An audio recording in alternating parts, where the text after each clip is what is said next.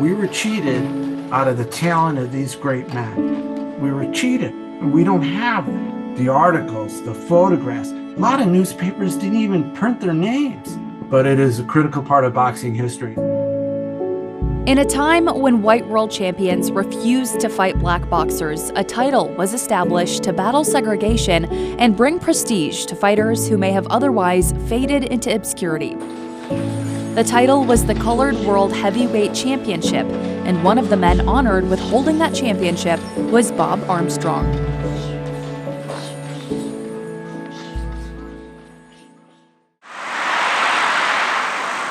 Armstrong was born on September 4, 1873, in Rogersville, Tennessee, about 70 miles east of Knoxville. The son of an ex-slave, at the age of 3, his family moved to Iowa, where he stayed through adolescence. He got a job as a stable boy, helping out at a racetrack, and that's where he developed a lot of his muscularness, his physique. Back in the old days, the racetracks were kind of a source of a social area. So the racetracks would host all sorts of events, including fairs. And that's where he started showing an interest in fighting. One of the events held during these fairs was the Battle Royale, a free-for-all fight pitting multiple young black men against each other, sometimes blindfolded, in a ring for the amusement of white fairgoers. This barbaric attraction is where Bob Armstrong discovered his penchant for pugilism. Bob, at that point, showed a lot of gift for boxing and a lot of love for boxing. That's where he gained that image. They called him eventually the king of the Battle Royale. Armstrong decided to hone his skills and ventured into a Chicago gymnasium, and it was there that Armstrong was discovered by the Secretary of Boxing promoter, Parson Davies. And boom, that was the break. It's a strange break, but yet alone, talk about being in the right place at the right time. Right. The secretary goes back, Parsons, you got to see this guy, Bob Armstrong, because he was sensational. Parson Davies was a wheeler dealer, was a gambler, willing to cut deals if necessary to get his fighters into a venue. One of those fighters under the Davies umbrella was Joe Koinski. And it was Parson who convinced Koinski to go into the ring and evaluate this kid Armstrong and see if we've got something here. Armstrong showed promise, and Koinski signed off on the former Battle Royale fighter. Now, Parson Davies had a new heavyweight in his stable.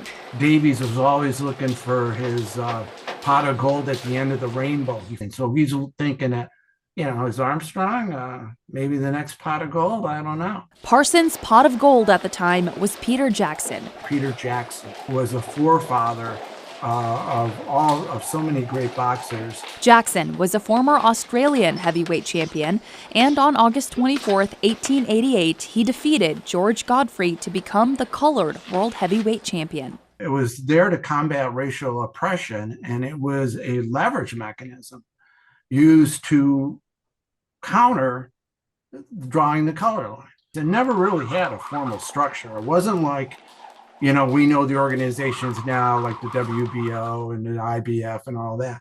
It wasn't that way at all. It was basically a word of mouth type of title.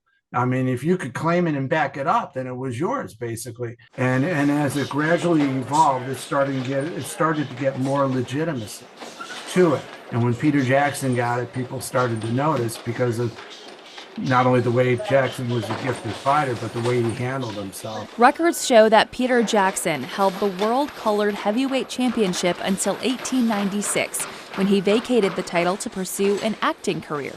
The Colored Heavyweight Championship no longer meant that much to him. There wasn't the marketing strength behind the title at the time. It didn't have the dollars and cents attached to it the way titles are now. And he couldn't exploit it to make the kind of money he could make on the stage. With the Davies machine behind him, Bob Armstrong was heralded as the second Peter Jackson, and with the Colored World Heavyweight Championship vacant, Armstrong staked his claim at the title. So Armstrong fought a guy by the name of Charlie Strong just 2 years after his professional debut, and he got in against Strong, and it was under Davies' recommendation that he kind of used the title to his advantage. On December 21st, 1896, the bout between Bob Armstrong and Charlie Strong would be contested for the vacant Colored World Heavyweight Championship. Armstrong came into the bout with a 7-inch height advantage and a 25-pound weight advantage over Strong. Despite Armstrong's physical superiority, Charlie managed to last 19 rounds against Armstrong before a right hand to the jaw knocked the Newark native out. Those observing thought Armstrong's performance was a vast disappointment, but nevertheless, Bob Armstrong was the new colored world heavyweight champion. There was no belt at the time, but I'll take the title and I'll run with it and see where it gets us, meaning him, Davies, and the whole team. Over the next year, Armstrong fought a total of 5 times. 2 of those contests were title defenses against Joe Butler and Sam Pruitt, with knockouts in the 6th and 1st rounds, respectively. Parsons is still looking at other fighters. Still, he believes Armstrong's a good catch and he wants to hold on to him, but he's also looking for other fighters that might fit the bill and replace Jackson at some point. And that's where you start seeing people like Frank Childs creep into the situation. Frank Childs was another Chicago boxer who'd spent time as Armstrong's sparring partner and even defeated Armstrong in a non-title bout, Armstrong's first professional loss. He doesn't feel he's getting the attention Armstrong's getting, so he would come on a little bit stronger during the sparring session. And Davies noticed him and tried to get him to calm down. Look at Armstrong is my pot of gold at the end of the rainbow. You're not there yet, kid, so watch yourself. On January 29, 1898, Bob Armstrong met Frank Childs once again, this time with the championship at stake. 90 seconds into the second round, the smaller Childs landed a right on Armstrong's jaw. Armstrong rose at the count of 9, but Childs came back and knocked Armstrong flat on his face. The referee awarded the contest to Childs as a discombobulated Armstrong wobbled to Childs' corner. The new champ took Armstrong into his arms and let him gently down on the canvas. After his second loss to Childs, Armstrong continued fighting and met future world champion James J. Jeffries in 1898, losing a 10-round decision. He went on to fight for the World Colored Heavyweight Championship on 3 more occasions, losing once again to Frank Childs and Denver Ed Martin. He fought competitively. He fought for 10 years, and he handled himself very well.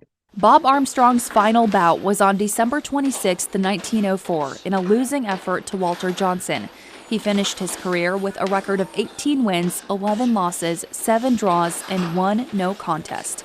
He made money. He knew what he had done. He worked as a cornerman for a long time. He worked in the gyms instructing. Throughout his career as a trainer, Armstrong worked with notable names like former rival James J. Jeffries and a young Sam Langford. The heavyweight color line was finally crossed in 1908 when Jack Johnson defeated Canadian Tommy Burns in Australia to win the World Heavyweight Championship. Johnson's reign would last over 6 years. But few people realize that once Jack Johnson won the title, there was also a white counter in terms of a white heavyweight champion. So we had the colored heavyweight champion, the regular champion, and a white heavyweight champion at one point. So we had 3 in that division. The guy who got behind it was a promoter named Tom O'Rourke, who came up with this idea of, okay, we can't get rid of Johnson. We don't have anybody to fight him. So what are we going to do to counter this element called Jack Johnson? Well, we'll develop this white heavyweight champion. And it never really caught on, to be honest with you. But they tried to counter it. They said, well, we'll show them, we'll come up with our great white hope here. Armstrong worked as a trainer for Johnson in his 3rd championship defense against Stanley Kitchell. Johnson won by 12th round knockout, and the White World Heavyweight Championship became defunct after Jess Willard's victory over Jack Johnson in 1915. The Colored World Heavyweight Championship continued until 1937 when Joe Louis claimed the World Heavyweight crown from James J. Braddock.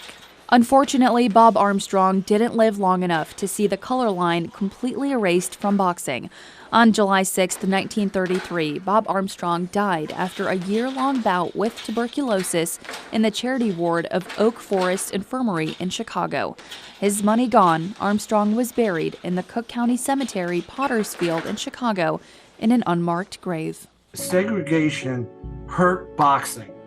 Hurt boxing because we didn't get the benefit of these gentlemen elevating the fight game to where it should have been where it should have been, and it didn't get there until after that. The good thing is that people within the last 10, 15, 20 years are starting to recognize that there was a Bob Armstrong, and he did play a pivotal role in this social element conflict where the world colored heavyweight champion was used to try to fight the color line. He came in and wanted to be his own man and handle things his way. And he took his lumps and he met, Denver Ed Martin, I wouldn't want to face Childs. So he ended up fighting the people who would take the title from him and fighting all his successors. I don't think he understood just how good he was, because he always had that Peter Jackson thing, Well, he's not Peter Jackson. Well, who's Peter Jackson? That's like saying, oh, he's not Muhammad Ali. Yeah, well, name somebody that's even close. If you're going to put the puzzle together about boxing history, Bob Armstrong has a piece. And how many other people can say that? He's got the puzzle piece.